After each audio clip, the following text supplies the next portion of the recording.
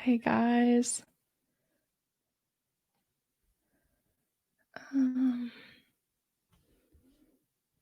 can you see me? Let's see. There we are. Okay. Hello. Can you guys see and hear me? Can someone tell me the answer to that real fast? Want to make sure I'm on completely. Okay, perfect. Hello, you guys. Thanks for saying hi in the comments. Hey London. Hey Abby. Okay, you guys, this is gonna be so fun. Okay, so I'm gonna jump right to it. Let me kind of hide a few things over here for myself. I'm gonna share my screen with you guys in a minute, but first, I just want to say thanks for being here. And yeah, tell me where you're from and what. Oh, you're the girl who posted her breakfast this morning. Okay, I love it. Yes, please keep the comments going. I actually have the webinar pulled up over here so I can see the comments, but I'm about to go to sharing my screen with you guys. Let's see. Hopefully this is going to work the way I think it will. Let's see. Kind of delayed. All right. Okay, so today, you guys, we're talking about 5 secrets for using Dubsado to attract and book more ideal design clients. Let me hide this right here. All right. Yeah, y'all can see my screen. Perfect. Okay. Yeah, so we're talking through this. I'm going to jump straight to the content.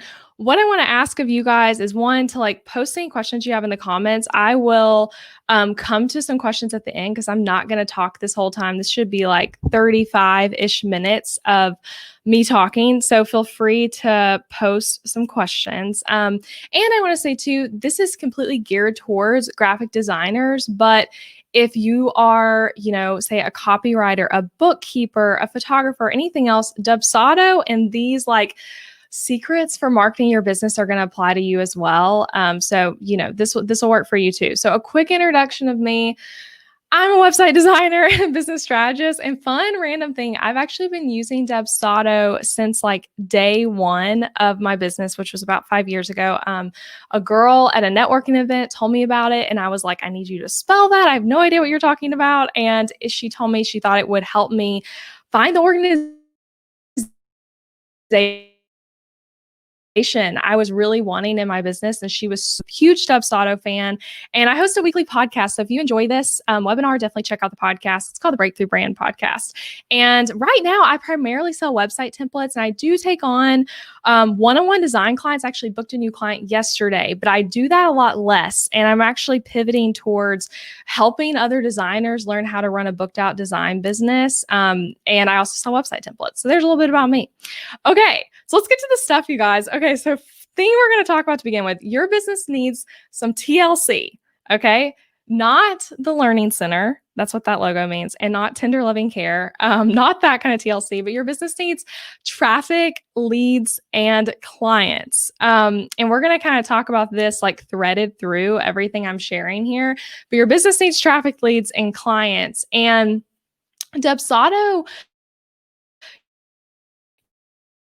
I'm sure many of you think of it this way, is I use this tool to take my clients through the design process. They already booked with me.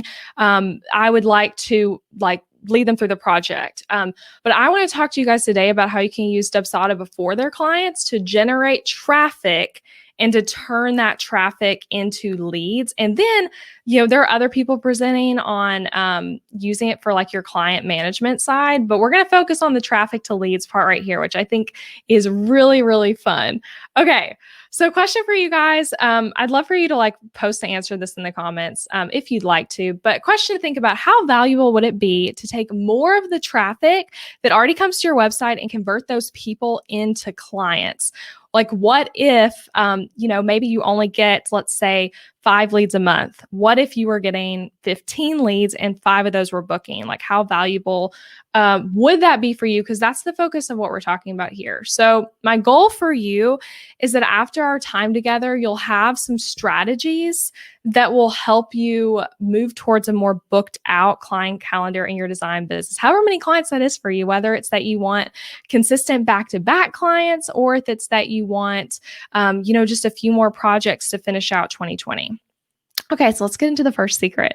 Okay, so I'm going to talk through again. This is 5 secrets. Each one I'm going to teach on a little bit. So the first one, this relates to turning traffic into leads. So thinking back to the TLC thing I was talking about, this is taking the traffic that's already on your website, turning it into a lead that then you can turn into a client. So this is the secret. And if this sounds really basic to you, please don't tune me out because some of these are going to get less basic. This one's really foundational, but you might not be doing this and you don't even realize it. So the thing I want to say here is that the first step towards working with you has to be simple and painless. And again, that sounds simple, but I see designers all the time missing this and then being like, why don't I have any clients? Like, why is no one ever reaching out to me? Why is my lead capture form from Dubsado never get filled out? It's because they're missing this.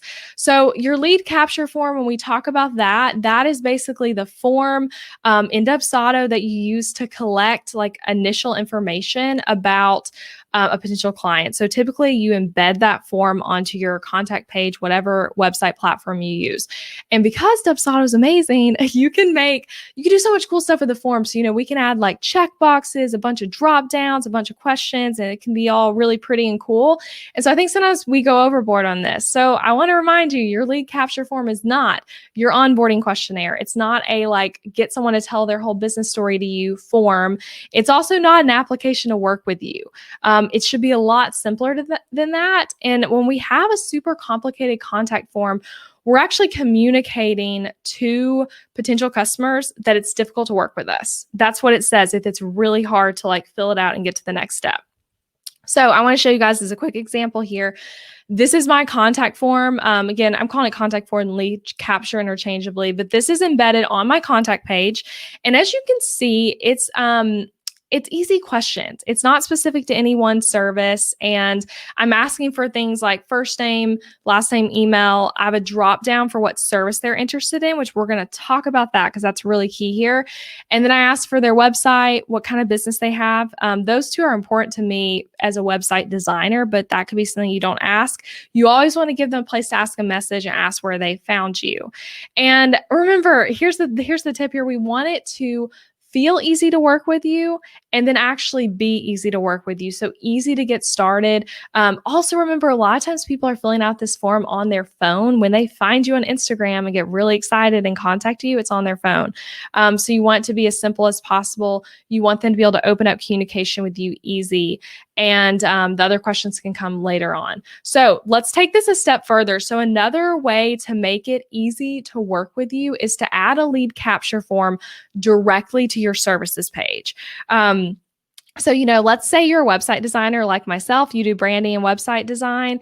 You can put the lead capture form, a different version of it, I would recommend, so that you can tell where people are coming from. But you can put another lead capture form. You can ask slightly different questions. Just put it at the bottom of the service page. And that way it's one less click, and they can quickly get to a way to be in touch with you. Okay, so at the end of each of these tips, I'm going to give you guys a little action step. So for this first one, my question for you to look at your website, does your contact form communicate that you are easy? Really look at it and ask yourself that. And then ask yourself instead, are you potentially making potential leads jump through hoops to get in touch with you? Like, what are you communicating there? And then consider, could you like duplicate your lead capture right now in Dubsado and then edit it a little bit, customize it a little bit for that service, and then just add it directly on to your service page that's right there. And people are like, reading, they're a little interested. They're just going to fill it out. It'll get them quicker and probably get more people filling out your form. And also I want to say too, some of you watching might not already be Dubsado users. And so if that's you, this is all stuff that like once you get in there and start using it, you'll know what I'm talking about. So that was lead capture forms. Okay. Secret number 2. I really like this one. So this is to keep the lead's attention. So remember, we're doing traffic, leads clients. That's the goal. And so once they're a lead, they've filled out the contact form, they're engaging with you, they're interested in working with you, we want to keep their attention. So here's the secret. Send a customized automated email right after they fill out the lead capture form. I like to call this a fast follow-up, and it'll save you time and help potential clients feel more connected to you like immediately. So consider this. Consider that it's a Friday night, and you've signed off for the day. You are not working. You're so grateful to like be having some work-life balance, and someone who is interested in working with you fills out your contact form, your lead capture. And now, they're interested. They might have contacted other people besides you. That's something I always want you to remember, is that you are probably not the only designer someone has contacted about their project. So keep that in mind. But the $1 million question is like, how do you stay top of mind? How do you be like selling yourself really as someone for them to work with before they've heard back from you personally? And the way to do this is with an automated follow-up email. So the designer who gets remembered over the weekend in that scenario is the one with the automated email. And you guys, again, this is so easy to do. So like there's really no reason not to do it. And I'm going to show you exactly what my emails are like in here. So that you can like just do what I'm doing if you want to. So when designers tell me like I constantly am getting ghosted by potential clients, like, maybe this person filled out my contact form, they seemed really interested, and I wrote them back a few days later, but then I know they read it because Dubsado told me they read it, but I've never heard back from them again. I always ask, did you have a fast follow-up email? And typically when this is the case, someone did not do this email. Okay. So the way to do this in Dubsado, I'm not going to give you like a full tutorial on this because I'd really recommend just looking to Dubsado's amazing tutorials, but you want to use workflows. So you want to make a workflow for each of the drop-down options under the question, however you phrase your question, but the question of what service are you interested in? You want to add, you can see right here, like at the bottom one, all those are the options. And then I'm connecting those to workflows. So for each of the things they could have answered, they get a different automated email, and you're doing that through Dubsado Workflows. And I call my workflows contact : the service name. That way on my end, I can know like, okay, this is the workflow for the contact page related to the graphic design service option. That way it's like really clear in your mind. And when you do the workflow, you can see in this top picture, you want it set to send immediately after workflow started. And then in the settings of that, it would be send an email 0 hours after. So that's just immediate. Okay, so what goes in this email? I'm literally going to show you my entire email here in a moment, but I'm going to kind of break it down first. I also just want to add real quick, because I forgot to say this at the beginning, but if you are like wanting these exact templates, so to speak, I'm going to give you guys a link at the end where you can just download my whole slide deck here. So that way you can like reread all of this stuff. Some of it a little bit later you'll for sure want, but you'll be able to read it and like make sure that that you've got it there. Okay. So the first thing, set expectations around when you will reply. This is really important, you guys. I have found so strangely, and it honestly frustrates me, but I've found that a lot of people think that emailing is like texting. And so when they email you, say it's a Friday night, like in my example, they might be thinking, oh, she should write back to me in the next like 30 minutes. So I like to really quickly adjust that and set expectations for when we'll reply. So mine says, hey, client first name. You can autofill that in Dubsado, you guys. So that's what that little dashes around it mean. That's all in your Dubsado settings, but I like to address them by their first name. So even though they might know it's automated, which I don't care if they know, I think it's still great. But even if they know, it's still a little customized. So I say, thanks for reaching out. I look forward to hearing back from you. I'll read over your message and get back to you within 24 business hours. In the meantime, so this is where the next thing comes. I'll show you an example next. But you want to give them a helpful resource relevant to what they're inquiring about. So this could be a blog post you wrote. It could be your gallery page with all of the portfolio work you've done. It could be a podcast episode if you're a podcaster or a YouTuber. It could be a link to your pricing guide. If you have like, I like to call it a lookbook, but if you have info on that where it's like all the details of working with you, you can link to that. Here's what that looks like in this particular email. So this is actually one I used to use a while back. This isn't my current one, but when I was in a phase of my business where I was like completely booked out, making from custom design work. I do a lot less custom work now. But this was the email people got. Okay. So I literally just like got it from my Dubsado account and screenshot for you. So it says, in the meantime, first I mentioned the portfolio page. Some of this isn't highlighted correctly. So technically that's linked wherever it says it's linked. And then I say, consider checking out the blog too. There are a lot of great resources to get you started thinking about your brand before you even start working with a designer. And then I point them to 3 blog posts because I did not podcast then or do email marketing or anything. And so that's what I pointed them to was those 3 blogs. You can kind of see they're relevant to what this person's asking about. So that's a little tip there. And again, I'm going to give you guys the slide deck if you want to like really look at all that more. A third thing I would say to put in the email is ask them to connect with you on social media. There's an example of how I was doing that. And the reason for this is because if they end up like deciding it's not good time now, you're still going to be building that connection with them daily on whatever social media it is for you. I know for many of you watching, it would be Instagram for you, just like it is for me. But by encouraging them to connect with you there, you can build that relationship over there in addition to like whatever communication you're going to do with them on your email. So I really like to do that. And it's really fascinating to me because I will often see someone sends me, a form, like fills out my Dubsado form. And then I go to read their message and then I see, oh, that same person followed me on Instagram like 5 minutes later when they open this email. So it really works for growing that as well. So the action steps for this one. Add a workflow to your lead capture form for each of the drop-down options. And I think that's really important too to note here. Like, don't just do it for the one that's like branding and website design services or stationery or whatever. Do it for like a general inquiry one as well. Do it for all of them, customize it, use the examples I showed, and then, set expectations, offer resources, encourage them to follow you on social media. And then last thing, relax because your potential client is being nurtured even when you're not working, which seriously, you guys, it feels so good to like know that when you get emails over the weekend, they already heard from you. And so you'd feel less pressure to like, I got to respond immediately. And I see some of you guys are writing some questions. I'm going to like save these and get back to them at the end. So let's go to the third tip. Let me know if you guys are liking these. It's kind of distracting reading your comments, but fun at the same time. Okay, so the third secret. This is to make the lead to client process faster. So remember TLC, like we were saying, traffic, leads, clients. You got the lead. How do we make them a client faster? We've all been there of like, you talk to a client or maybe they fill out your contact form, let's say, and then it takes 1,000 years for you to get them to like actually be a client. We don't want that. So this is going to help you speed that up. So this, I call it having the option to skip the form and schedule a call immediately. So someone who's eager and action taking, they are going to want to do this. And again, this is something I did in my business for a really long time.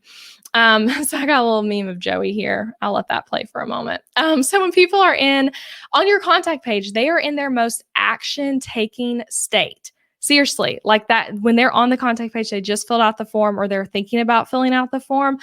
They're like ready to roll. I'll pause this right now. Like Joey is here. He says, all right, where's that turkey? He's ready to roll. So sometimes getting people to take the next action step is the hardest thing. So when they're right there, they're ready to go. This is the time to speed things up. And again, I'm not like super intensely booking clients right now. So I don't do this because my website template shop's my focus. But in seasons of my design business where I was like actively booked out, not when I was having a wait list, but when I was actively like booking clients, I would do this. And on my contact page, I would have an option that said, ready to chat, skip the contact form and hop on a call with me. So I had that literal text and then under it, a button that would lead to the Dubsado scheduler. Okay. So that's how you do it. And Dubsado has a really awesome, like built-in way for people to schedule calls with you. If you're not familiar with it, it has a form connected to it. And then the user is going to see it in their time zone, the scheduling time options. And you can mark like, I take calls on Wednesdays from 8 to 5 Central Standard Time. And then that's the timing they'll see. and you still get info from them in a form because they're still filling out a form. So I add that text and a button. And so you want to put this on your contact page and then also directly onto the service page. So just like you're adding the lead capture form to the service page directly, you want to add this to your service page and the contact page as well. Okay.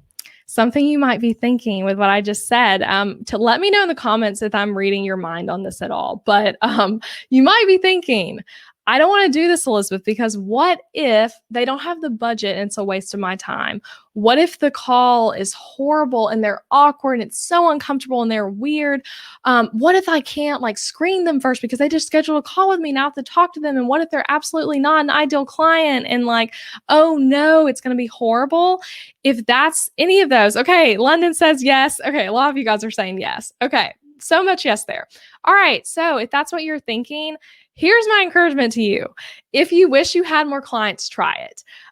So if they don't have the budget, you will literally get better at negotiating, knowing your value, talking about awkward money stuff from talking to someone, from someone saying like, if you're like, hey, my lowest package is $5,000, and they're like, ooh, my budget was 1,000. Like, how do you navigate that? If they're awkward or not your dream client, you will get better at selling through having bad calls.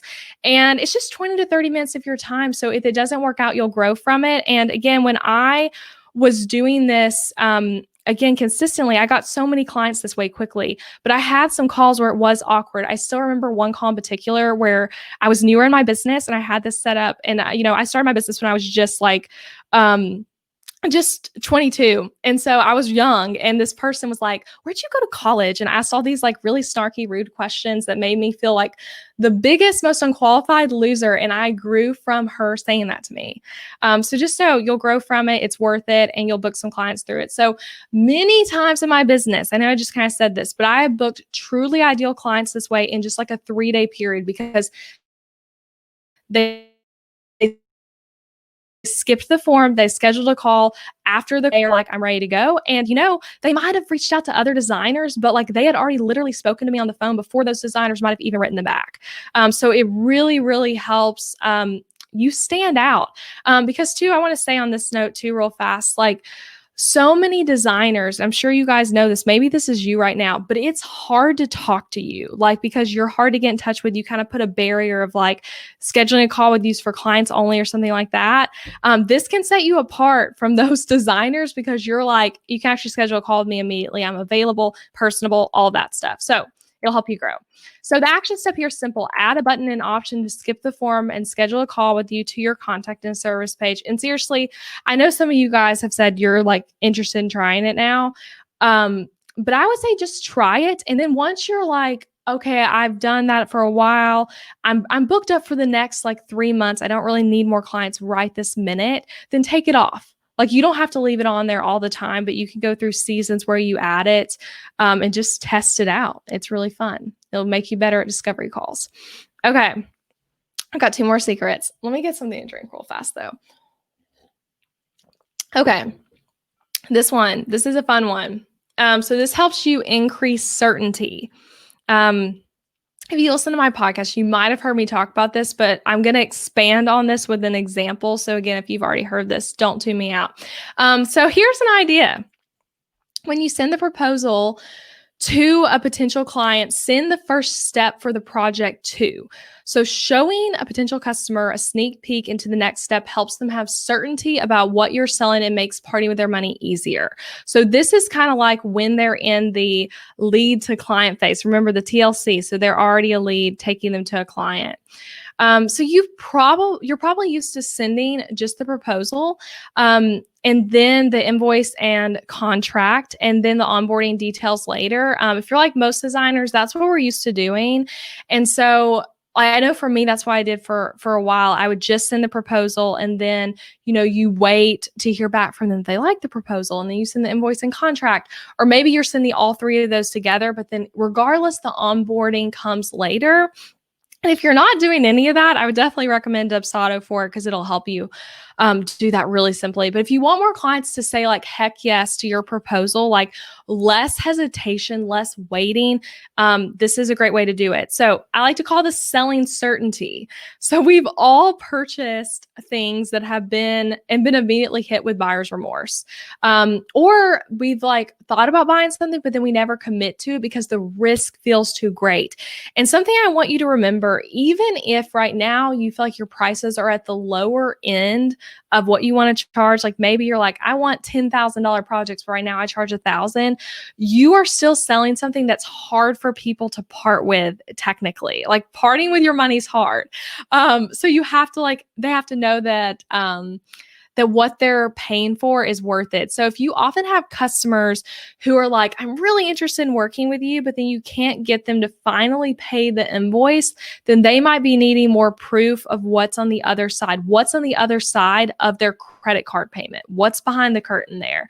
That might be what they need to know. So here's literally how I do this. And again, remember you guys, the slides are going to be available if you want to like reference any of this later. So when I send the project proposal, this is like a rough look at what I do because I do customize this a bit to each client, but I want to kind of walk you through this. So, the title of this would be what is it called in Dubsado?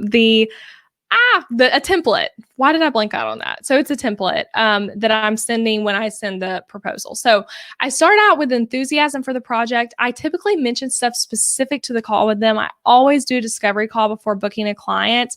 And I'll typically say like, it was great speaking with you on, Friday or whatever. I like to tell them like some ideas I'm already excited about for the project and that sort of thing. And then I move into here's a link for the quote, contract, and invoice for your project needs. I make a note to click at the top of the page because you guys know in Dubsado, you can do like, it says proposal, contract, invoice, and they're all three just listed at the top. And so they click to navigate. And then here's the important part right here. You can read the whole thing, but the important thing is if you're ready to get rolling or just curious about what the first step would be, you can get started on this branding questionnaire. It's about 30 questions that help us both get clarity on your goals, your audience, and the purpose for your new website. After this, I'll send you a short onboarding video with details. So I'm giving them the first step. So technically at the same time as they pay their invoice, they can also get started on the homework, which kind of alleviates some of the potential buyer's remorse. And really, I do think helps people with parting their money. So I've done this a few times recently, again, for like big project deals where it is a lot of money, even for people who make a lot of money in their business. If you listen to my podcast, you've heard me say this before, but I had my ads agency I hired did this when they actually use Dubsado. They run Dubsado's ads. So fun thing. We're all connected there. But the ad agency who runs my ads, when they sent me their Dubsado stuff like this, they sent me all the like first steps. And this is like a multiple expensive I don't want to say the exact number. I paid them a lot of money each month. And so it felt very hard to part with. And that helped that I literally started on like the first step of the process when I parted with my money. And I was able to get a glimpse when I'm considering, do I hire them or do I hire this other ad agency? I was able to see like, okay, here's what they asked from me. Like, how do I think that'll help them translate into making great ads? It really just is like a mindset thing there that I think really helps like clients feel ready to go. So the action step here, send them the first step or the first few steps if you want to. Don't overwhelm them, but like send them something. When you send them the proposal, contract, and invoice, give them a clear visual for what's next and increase their certainty. So definitely try that one. Okay, the last tip, you guys, and then I'll get to these questions y'all are sending. So I really like this one. This one's about closing projects. So you've used Dubsado to make an amazing client experience at this point, and you're like finishing a project. Here's how you can help your last project book your next. So attract your next leads every time you close a project. So that's by asking the right questions and blogging the project. So I'm going to kind of show you how I do this. So first of all, when I launch a client project, I always do these three things. First, I get their feedback via a survey that I use a Dubsado form for. And then I write a blog to my blog with about their project. Then I share about the project on my social media. I try to make a big deal out of clients' launches. Like I treat it like I launched my own website. And again, I know a lot of you guys aren't website designers, so translate that to whatever it is you're doing when you finish a project for a client.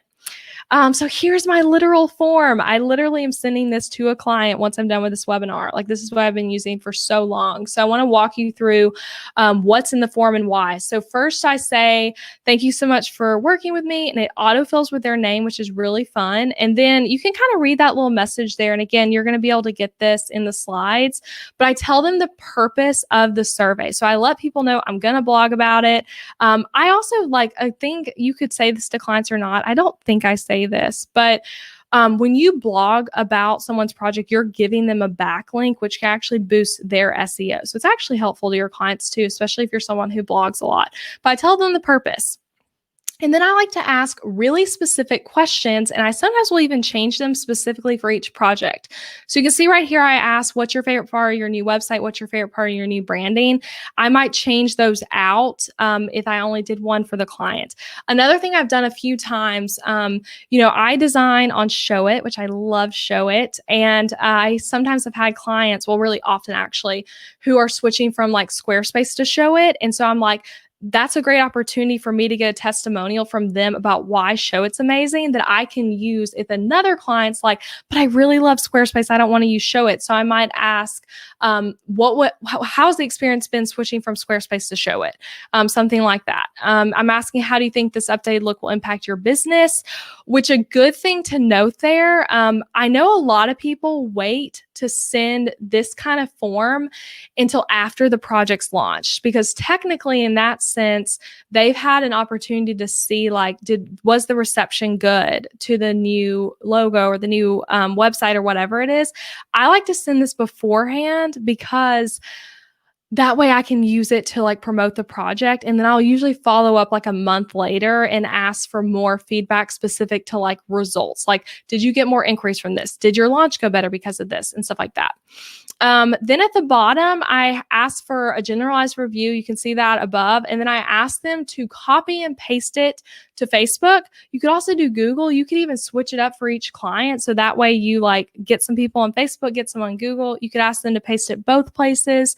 And what I'm doing there is you can see the last question is more generalized. And so I'm making it easy. When they click that button, it opens in a new window with my Facebook page brought up to where they can just enter their review and they're already logged into Facebook, all that. It's really easy. So again, if you're emailing clients right now after a project and you're just like, will you write me a review? Can you just send me something over email? They are so likely not going to do it or to forget about it. And it goes less well. So with this, it's I'm making them do it. They're already used to Dubsado because they filled out other Dubsado forms. So this feels simple and easy. This is something that is a huge pet peeve of mine when people don't do this, but always ask for critical feedback. So that's literally the way I word it right there. Again, this is the form I use right now. I say, do you have any suggestions for things I could improve on? I welcome any helpful. And then it says this answer won't be used in marketing materials, but it's just for me. And here's why you should ask for critical feedback, you guys. Even if a client loved working with you, and so all their answers above this are they were the greatest, this was incredible, they might still have something that you could improve on, and they'll say it nicely. I've never had a client be mean to me in this feedback, but I've had many clients who everything they wrote was amazing, but then they had some feedback I wish this had gone a little differently. I wasn't so clear on this, things like that. This communication felt off.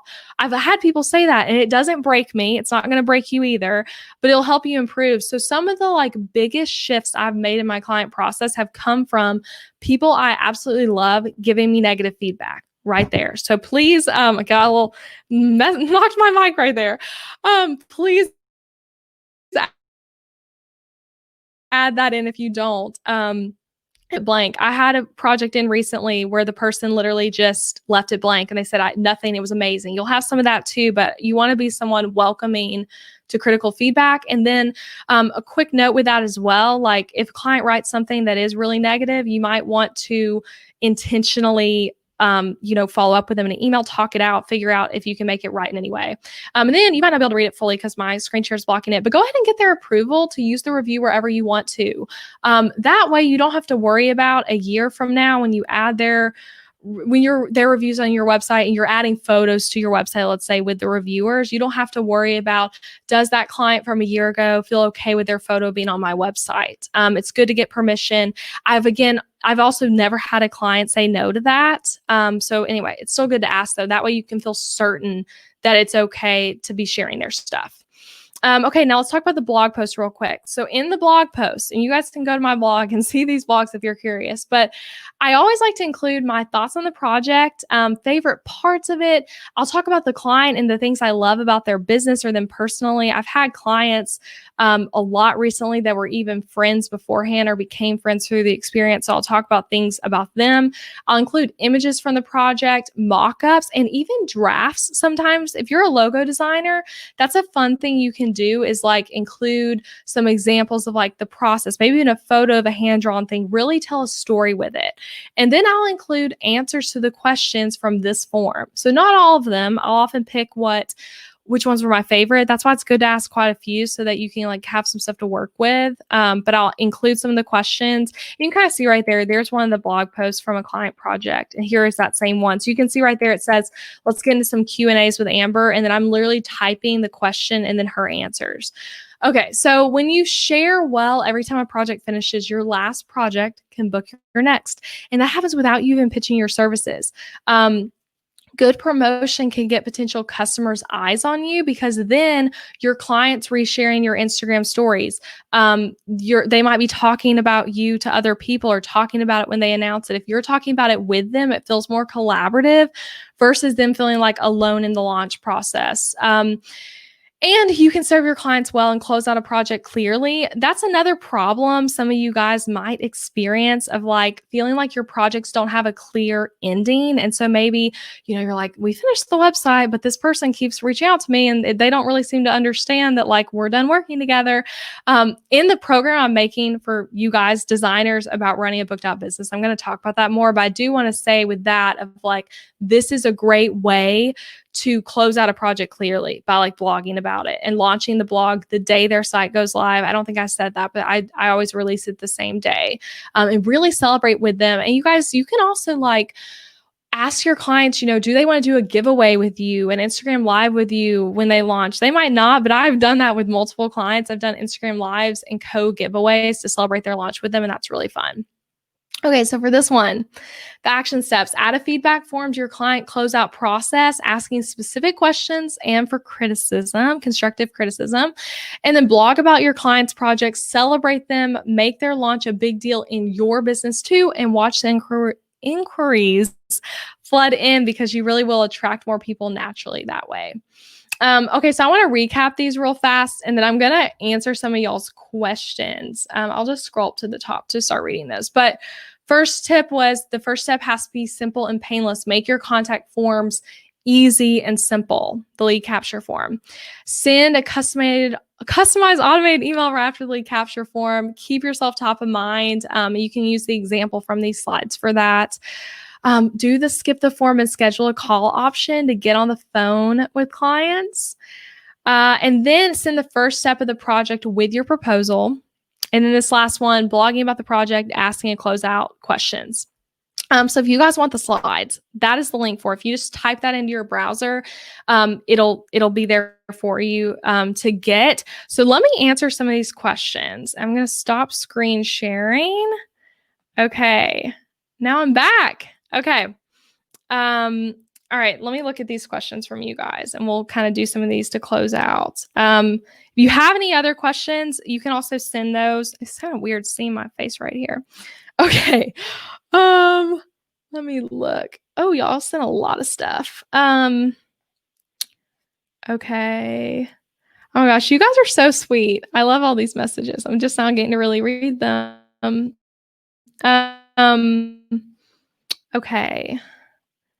Yes, and you guys will be able to get the replay. Okay, London sent a question. Do you recommend sending people a scheduler to book a consult call right after the initial inquiry in your automated email or after you've actually read their lead and feel like there's some one you'd like to work with? Okay, so I think both can work actually. So you could have in that automated email that I talk about in Secret 2, you could put in that a link to the scheduler. I do think that's a good option. I think let them move along quicker. And then if it feels like it's not working for you, and if you feel like you're constantly on the phone with people who aren't ideal clients, then take it off. Another thing, you guys, that helps with all this that I didn't say before, if you have pricing on your website, you're going to automatically weed out a lot of people who have really low budgets who aren't ideal anyway. So if you have like a range of pricing, a start with a range, I don't think you have to put everything exact, but that'll really help there. Okay, let me see. What else we got? Okay, someone said, why not ask for your budget on the contact form? So the reason, I actually have a whole podcast episode about this.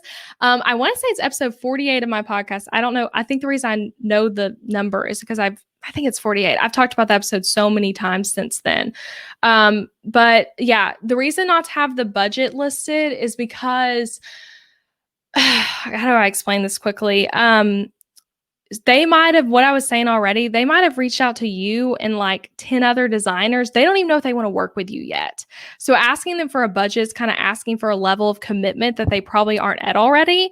And also, you want your contact form to function for people who are not reaching out to you about design work. So ideally, you want your business to get to a place where someone could reach out to you and say, hey, I want you to be on my podcast. I'd like you to do a webinar with me. I'd like you to share this sponsored item on your Instagram and me pay you for it. Like, when you ask what your budget is, you're throwing all those people to where they can't even fill out your contact form because it's not relevant. So the budget is a question to ask later. And when I've had a wait list, I've at times in my business, I actually have it like this right now, but I'm on a wait list, not really taking custom design clients. So people get a form after that's an application, and then they have that question on there of what your budget is, and there's a range. Okay. Okay. Can you do the call option when you have your starting price on your services page? Emily asked that.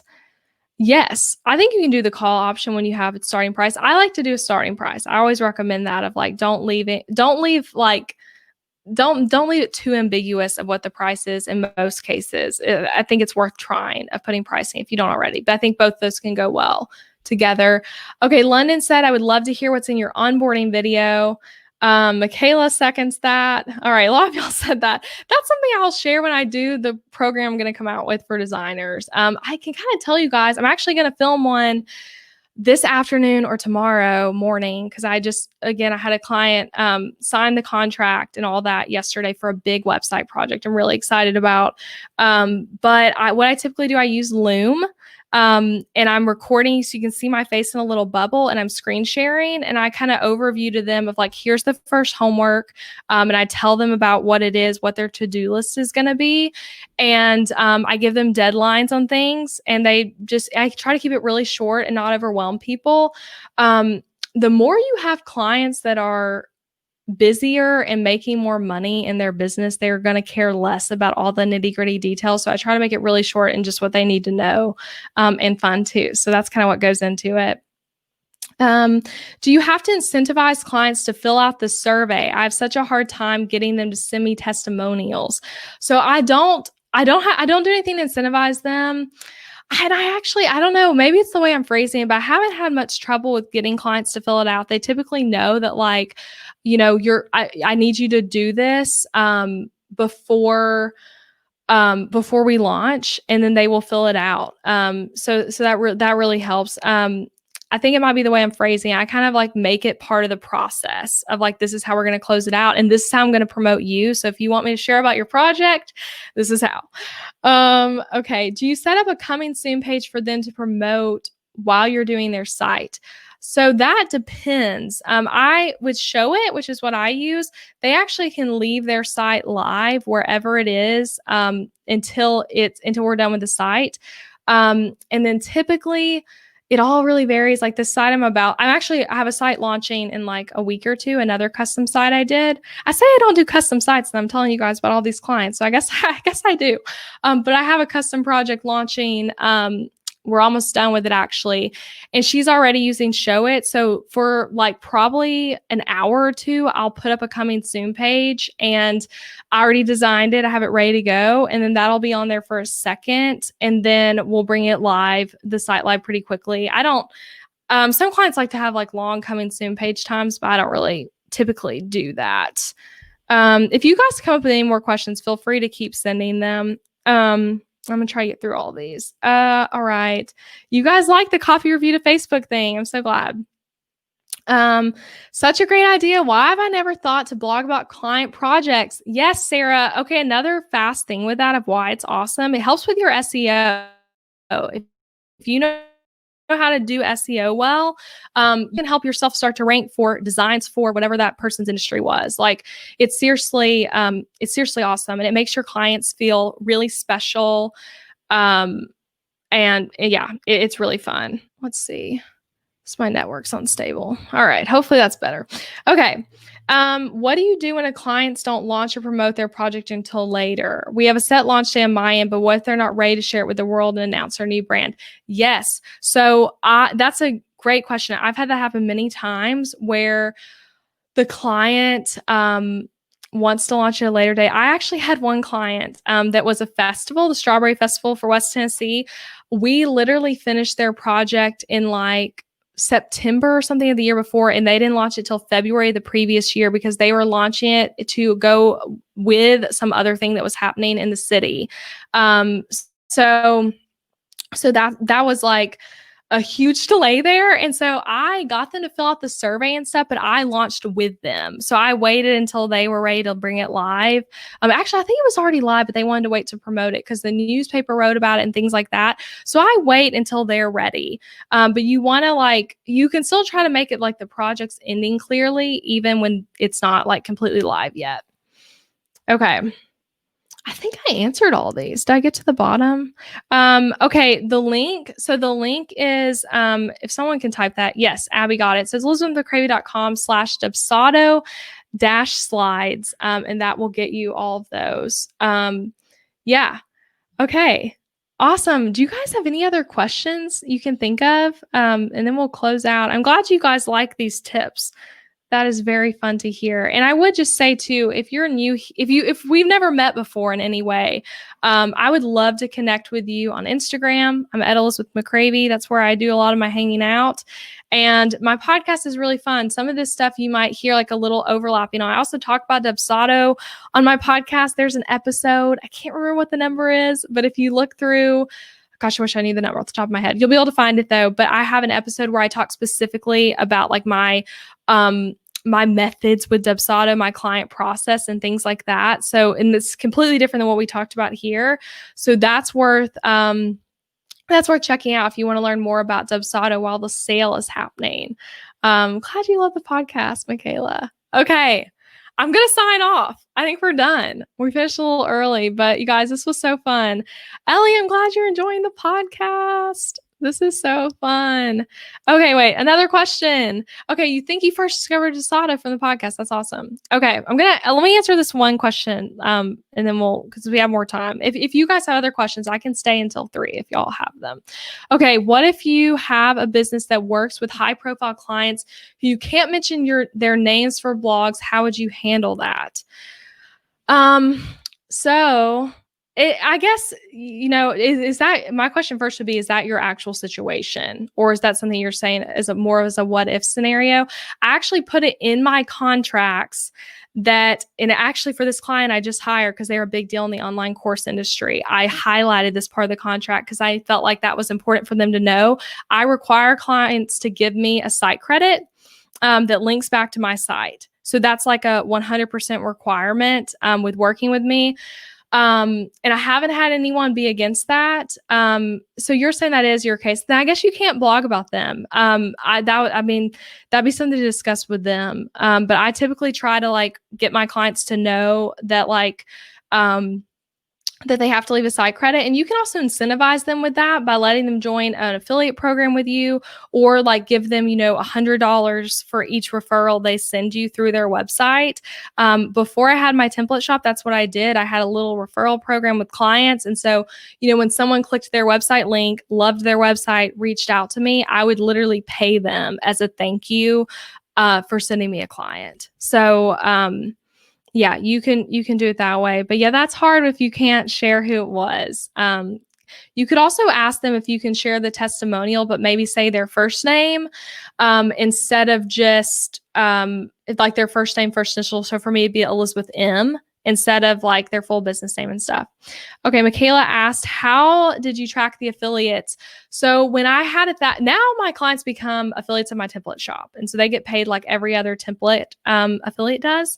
But before, I didn't really track it technically because it like in any super professional way, but on the Dubsado questionnaire where it asks, how are you referred? And then I ask in parentheses, please be specific, put the name of the person. However, if they wrote, I came from Brittany over here, I came from Amber Housley, I would contact that person and say like, hey, so it only did if they actually booked. So don't do that just for the lead, do it for if they book. But I would say like, hey, Amber, your friend Courtney booked a project with me. And I'm so excited to work with her. I just wanted to say thank you. I'm going to send you a little PayPal gift your way, or you can even send them a gift instead of cash if you want to. You can do whatever you want. But I think I would typically say like, I'm going to send you money. Like $100 was what I was typically doing. If it was like a direct referral. So yeah, that's fun. Any other questions, guys? Okay, another one. In regards to the contact form, what would you suggest if clients are interested in multiple services, specifically for the form drop downs that's linked to various workflows? There's a couple ways you could do that. So the way I've done in the past, I'd be curious too. Oh yeah, so yeah, the Dubsado team says they just had a webinar on that, so that'd be helpful to watch as well. What I would do with that, so for me, I'd be curious what are the multiple services, but for me, like they could have the option of branding only or website design only, or branding and website design together. Instead of putting those as multiple options, I was putting them all together as one. So that way it could kind of go that way. You could have the drop down still say like the options the way I was suggesting, but then do another question that says, which service are you interested? Check all that apply and do the check mark option in Dubsado. But I think you have to have the drop down in order to link to workflows, if I'm remembering correctly. Correct me, but I think it's only drop downs that you can link, not check marks. But if there's check marks, you probably do it that way too. That's kind of what I would suggest. All right, guys, I think we're done. I keep just like hanging out here saying I'm leaving, but this is really fun. I've enjoyed doing this with you guys. Okay, I think I'm going to call this me actually leaving, and we're going to sign off. Okay, glad that works. Okay, I'm going to sign off here. Again, I would love to connect with you guys at Elizabeth McCravey on Instagram, and go get the slides. It's elizabethmccravey.com/Dubsado with a dash slides, and then you'll be able to download that, and you can literally reference like exactly all those things I was mentioning. Yeah, thank you guys for being here. Very fun. This was my first time doing a webinar, by the way. So this was like especially fun to like get to try. And I loved Dubsado. So thank you guys for having me. Okay. I'm going to figure out how to sign off of this. All right. I'm leaving the webinar. Bye, you guys. Thank you.